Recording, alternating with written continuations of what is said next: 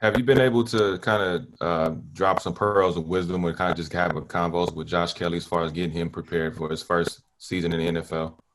Yeah, absolutely. All these, not just Josh. We have a few. We have Derek Gore and then Darius in there as well as far as running backs. So been hoping these guys, and especially this year, just because I've been telling them straight up, like, look, you guys are at a disadvantage. Like, it's not like my situation, my rookie year, where I had OTAs and everything to go mess up out there, and then this time off before training camp to fix it all and then come back and look sharp. Like, you guys are gonna have to mess. You guys are gonna go out there. You're gonna mess up. Like, that's what happens. That's what you need training camp or OTAs for, because there's just gonna be so much coming at you. You're not trying to mess up, but it's gonna happen, and so you have to be able to come back the next day, because you might get 1 or 2 reps of that play for the entire week. And so there's very limited opportunity, especially right now, because we're just walking through. So I'm telling these guys, like, hey, make sure you guys are studying. I'm always asking them, like, hey, how you doing, man? Like, that's the mental part getting to you, because everything just keeps adding up and adding up. There's not like, okay, we do this one day, then we're going to do it again tomorrow. No, the next day we're learning something else. So you have to keep that, all retained, all that information, and then be able to apply it. And you don't know when you're going to have to apply it, what you're going to have to apply. It's kind of random for you. So I'm just telling them, hey, take advantage of the opportunity, because it's very, very slim at this point. Thanks, Austin. Absolutely. All right, Hey, what's up, Austin? What's going on, man? Good to see you. Good to see you too, Austin. Just wanted to ask you, how's it been with the HBO cameras following you around? It's been good, man. I kind of like it. See, I'm a content guy though. So for me, like, I love the content. It gives you a chance to show people who you are, not necessarily outside of football, because we're in football, but a little bit more of your personality. And then, maybe get a little special about who you are outside of the field.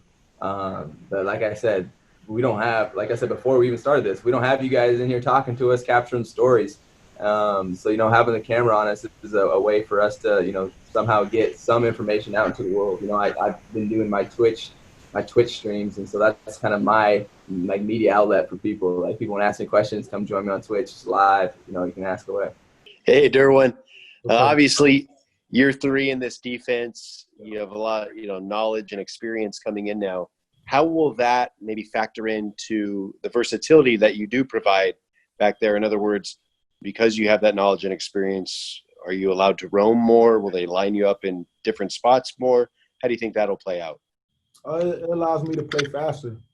As crazy as that sounds, it allows me to play faster, just instead of just depending on athletic ability so much, to actually know what's coming in front of me, knowing how they're trying to attack me. I feel like alone that's going to help me out this year versus year 1 of me just playing off straight athletic ability and instinct. I feel like now that I know what's coming more, I feel like I have a better year. Cool. Thank you. All right, let's go over to Emmanuel. Hey, Derwin. How have you kind of gelled the new additions on defense and gotten to know them? And how do you feel like they'll be able to help y'all as a unit when you start playing? I missed that first part, my guy. What you said? A player or new guys? Just new additions. Like, how have you gelled the new additions on defense? Oh, Big Joseph. I mean, he's extremely large. When I'm in my stands behind him, I mean, he's pretty big. And then just having Chris in there, Chris brings a lot of energy.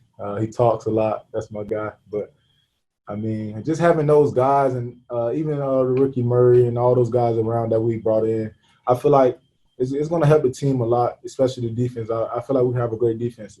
Can you tell me or elaborate about how your young players are performing so far, like your rookies and your first-year players? Well, I mean, today was the first full-speed practice that wasn't a non-walkthrough, so I saw some things that I like, but what I'm looking for right now is consistency and patterns. And so if they can stack some bricks and repeat some of these performances, then I'm going to be pretty pleased with them. But as of right now, I don't want to jump the gun. I'm going to wait, just continue to evaluate them. All right, Chris Harry, over to you. Hey, Coach, how you doing? Hey, Chris. Hey, I wanted to ask you, because next week will be the first time you see a lot of these guys in pads. How crucial is this evaluation process over the next 2 weeks for you and your staff? Just knowing that, there's going to be some guys that in any other year you'd have a lot more time to fully evaluate in an effort to make the team. I mean, the evaluation is going to be critical. I mean, like I said, like I've been saying all along, as a staff, we want to put these guys in situations where we can evaluate them and be creative about that. So it may be more competitive periods throughout practice, throughout this camp. And so just so we can get a good look at that. But at the same time, we got to get our team ready to play because our starters, some of these guys I haven't seen since last January. And so it's a fine line there between evaluating the youth and the new players and trying to get your team ready to play. What's happening, Chargers fans? If you guys want to see some more, click right here. Check it out. It's pretty simple. Right here. Check it out.